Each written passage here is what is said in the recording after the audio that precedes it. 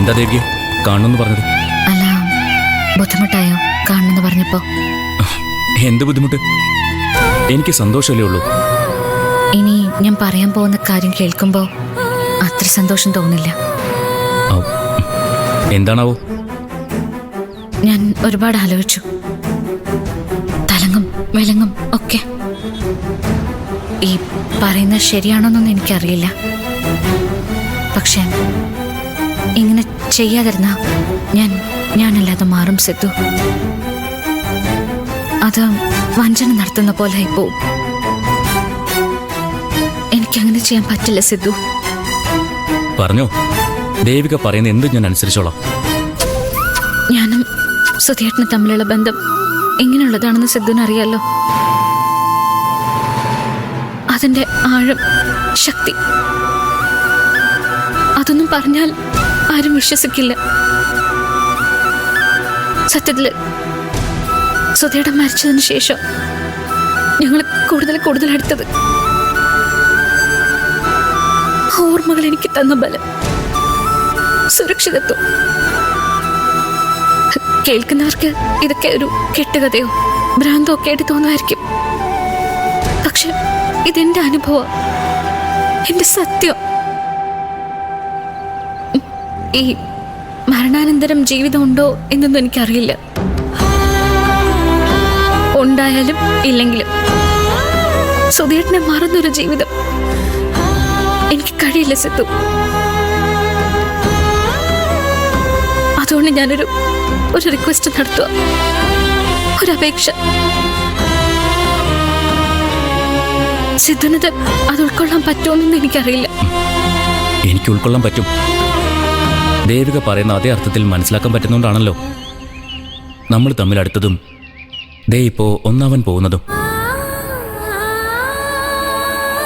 ദേവിക ധൈര്യമായിട്ട് പറഞ്ഞോ, ഞാൻ എന്താ ചെയ്തു തരേണ്ടത്? ഈ താലി, സുധേട്ടൻ എനിക്ക് കെട്ടിത്തന്ന താലി,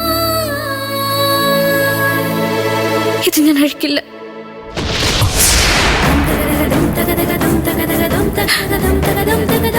അത് സിദ്ധു അംഗീകരിക്കണം.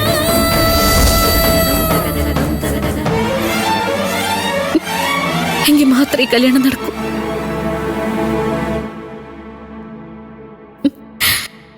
എനിക്കതിന് കഴിയില്ല സിദ്ധു. ഈ താലി പോയ പിന്നെ ഞാനില്ല.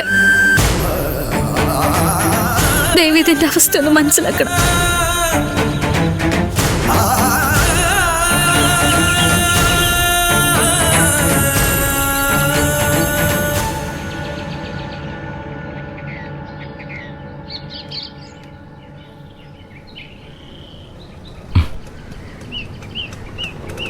ഞാൻ സമ്മതിച്ചിരിക്കുന്നു.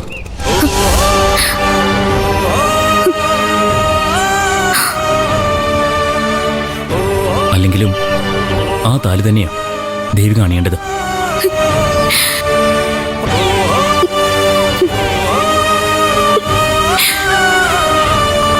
സുധിയേട്ടന്റെ ഹൃദയം കൊണ്ട് ജീവിക്കുന്ന എനിക്ക് അത് അംഗീകരിക്കാൻ പറ്റിയില്ലെങ്കിൽ പിന്നെ ഞാൻ എന്തിനു കൊള്ളാം?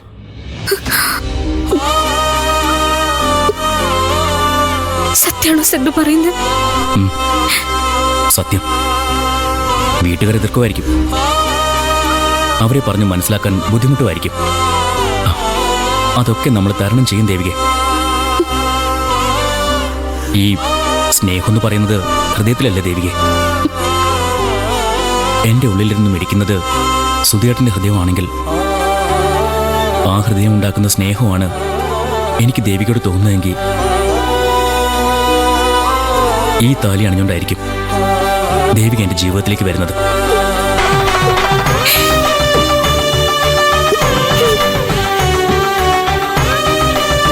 ഇങ്ങനെ നന്ദി പറയണമെന്ന് എനിക്കറിയില്ല. വലിയൊരു പ്രശ്നത്തിൽ നിന്ന് ഇപ്പൊ സിദ്ധുവിനെ രക്ഷിച്ച് സിദ്ധുവിന്റെ സ്ഥാനത്ത് മറ്റാരെങ്കിലും ആയിരുന്നെങ്കിൽ ഇത് സമ്മതിക്കില്ലായിരുന്നു.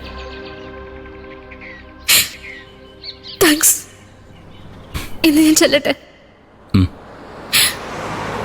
ഒരു ദിനം കനവിൻ മലർവനം അരികിലത് മിഴികളിൽ അടരുകയോ ഇതുവരെ കരളിൽ പ്രിയമൊഴി അതു പകരും പലതിനമോർത്തിടവേ പണ്ടു പണ്ടേ പൂത്ത മലരുകൾ